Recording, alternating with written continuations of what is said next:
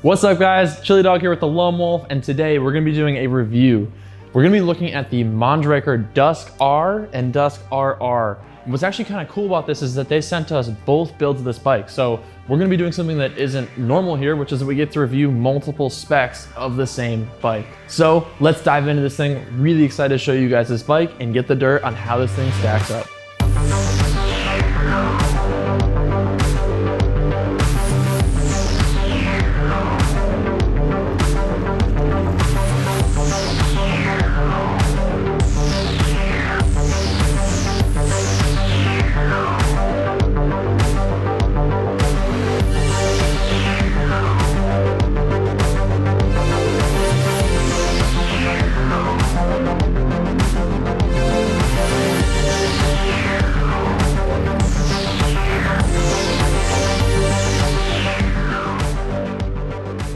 So to start out with, let's get some of the boring tech information out of the way. Now the Mondraker Dusk is a alloy frames made out of 6061 aluminum. It has 150 millimeters of rear travel and 160 millimeters of front travel. It features internal cable routing and Mondraker's forward geometry. Now we tested a size large frame, so that meant that it has a 650 millimeter top tube length, 336 millimeter bottom bracket height, 455 millimeter chainstay, 73.5 degree seat tube angle, 65.5 degree head tube angle, and a 490 millimeter reach. It also uses the Shimano Steps EP8000 drivetrain with the Steps E7000 display and a 630 watt-hour battery. Suspension-wise, this uses what Mondraker calls their zero suspension system. There's a lot of bikes that will kind of favor pop over compliance.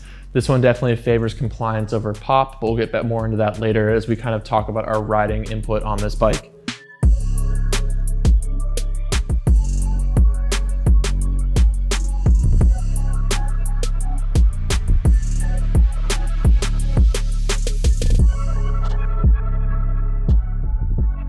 Now the two builds that we have featured here are going to be the Dusk R and the Dusk RR. The R comes in at $7,300. That's going to be the more entry-level friendly build. And the Dusk RR comes in at $8,500. That's going to be their more top-of-the-line spec. Now, essentially what's happening is that the frame is going to be the same, a lot of shared components, but you're going to see a little bit nicer stuff on the Dusk RR than the R. So talking about the R, it's going to be using a Fox 36 Rhythm front fork and a Fox Float DPS Evol Performance rear shock. It's also going to be using a Shimano MT4120 brake, still a 4-piston brake, but doesn't actually have a name per se like the XT or XTR or anything like that. And it's going to be using a SRAM SX Eagle 12-speed drivetrain. Now it's also going to be using an MDK HP1 29-inch rear wheel. For the RR, you see wheel spec and a lot of other things get upgraded. So the wheels are going to be a DT Swiss 29-inch wheel. It's going to be using a Shimano XT derailleur, Shimano M6120 brakes, again, 4-piston. In the rear, it's gonna have a Fox Float DPS LV Evol Performance rear shock. Up front, it's gonna have a Fox 36 Float Fit for Evol with the Kashima coated stanchions. Now, one thing that both bikes shared that we were not so happy with was the tire specs. Both bikes come with Maxxis Rekon 29x26 tires. To say these tires were a letdown would be an understatement. I had to pretty much immediately swap them out for something beefier up front. Given the current availability of tires, I ended up just leaving it in the rear, but in the front, I just had to go with something that had a little bit more bite. Around us here in SoCal, there's a lot of loose on hard pack, and these tires just really held the bike back. I have a feeling this is mostly due just to the lack of tire availability right now, but this is definitely a spec that sells the bike short.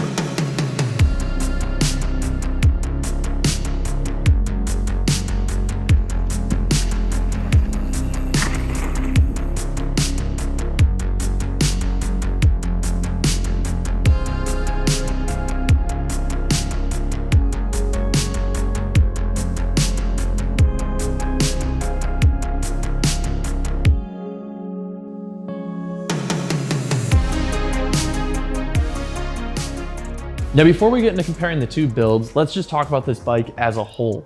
So this bike is actually really well positioned to be kind of like an all-day adventure bike. And that's what I actually really enjoyed doing on it. You know, this isn't a crazy long travel bike. This is definitely not, you know, my choice. It was like a poppy jibby bike park shredder.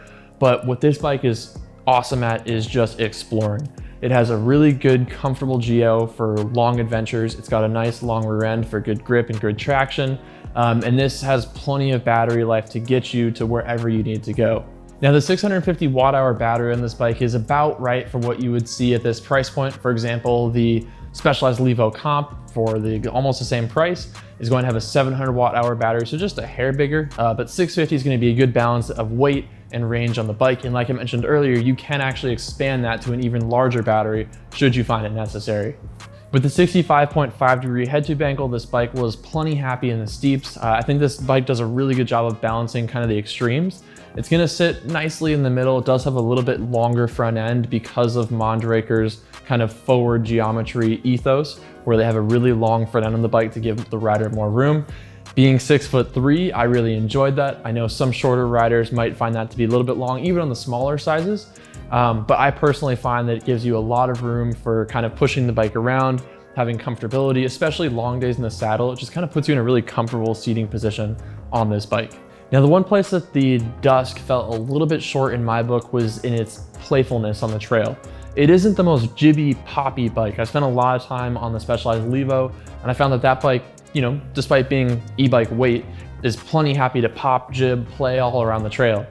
This one is a little bit more planted. It does a great job of being comfortable and stable at speed. It's very comfortable in the air on bigger jumps. I took this bike on a couple trails I'd never been on with some pretty large jumps, felt immediately comfortable and at home. But when it comes to kind of popping from one side of the trail to the other, getting over an obstacle, that kind of thing, it does have a little bit heavier of a trail feel. And that's not necessarily related to the weight, but more just the suspension kinematics, the geometry, all that just tends to like to be on the ground a little bit more. So I wouldn't necessarily say that's a bad thing, but it just depends on your riding style. If you're someone that loves all-day adventures and epics, loves good cornering, long rides like that, this is the perfect bike for you. Now, getting into the builds, and this is something that's actually kind of cool because we don't normally get to do this and compare the different levels of build on a bike. Normally we just get sent the top of the line one, we review it, and that's that. So what's cool about this one is we're actually able to compare the two different builds levels. What I like about Mondraker's ethos with this is that even on the lower end spec, which is still relatively expensive, they spec some nice suspension on this bike. And oftentimes I will see brands kind of sell themselves short by kind of cheaping out the suspension to try and hit a lower price point, and the rider suffers. So with these bikes, no matter which build you're getting a very competent spec on the suspension. Granted, obviously the RR is gonna have the Kashima coat, a little bit more damping, a little bit more tuning characteristics on the suspension, but even with the R, you're still getting a bike that is extremely capable and ready to ride. Now, the two places that I did feel like the R faltered a little bit was in wheel spec and in brake spec. So we'll start with the brakes. While both brakes use a 4-piston setup, I do think that the R, the lever feel just wasn't as good as what's on the RR. Now, that may not be a huge deal to you, but for me personally, I just wasn't a fan of the lever feel on the R. I think to me, it would be worth upgrading the brake spec on this bike if I purchased it myself. The other area where I felt that the R lagged behind the RR was in the wheel spec.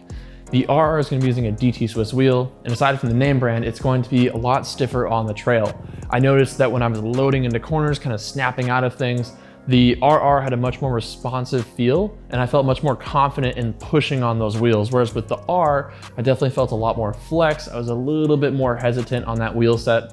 So that is something that would hold you back if you are a more aggressive rider that's trying to hit a budget price point. You might want to consider upgrading the wheels that are spec'd on the R. And I think all things considered on the spec, for the price point, I think both builds actually represent a pretty solid value. Now with the Shimano drivetrain, we've talked about this in other reviews, is fantastic drivetrain. It just works well, it's relatively quiet. All the power delivery and everything is just very natural. Even in the higher power settings, still very comfortable to even wheelie the bike in the highest boost power setting. It's a really good system overall, so I was very happy with that. One thing I do not like about this bike, and it has to do with the drivetrain, is the power and the charge port. So the charge port is located on the top of the down tube. It features a rubber cap with like a rubber strap holding it over. That rubber strap would immediately come off the second I closed it, and so there was nothing really holding the cap on. I never had the cap come off, but I did always have that rubber strap just dangling and flapping around. So I think that design could definitely be revised. The other thing that really bothered me is that the power button is located on the bottom of the down tube. So aside from that power button constantly being exposed to dirt and grime, and actually being really hard to reach, you have to like reach down and turn it on. If the bike's all muddy and dirty, it's not exactly pleasant. I just didn't think it was a good spot to put a power button. Now I'm sure they did it for some reason. I'm sure there was some, cost savings or something to do with the aluminum frame, but I gotta say, not a great place to put a power button, especially something that you're gonna be accessing every time you ride the bike, turning it on and off. To put it on the bottom of the down tube just does not make a lot of sense. So to wrap this up, is the Mondraker Dusk worth buying, and which build level should you get? So my 2 cents, I would probably spring for the RR. Reason being, you're getting a little bit better suspension spec, you're getting a better wheel spec, and you're getting a better brake spec. And the difference in price isn't that huge. We're talking a little over $1,000 separating these two bikes, and to me, the RR is about $1,000 better than the R. Now that's up to you guys to decide ultimately. I would personally be swapping parts out on the R, and at that point, may as well just get the RR for the stiffer wheel set, a little bit better brake spec, a little bit better suspension spec. So that's me personally.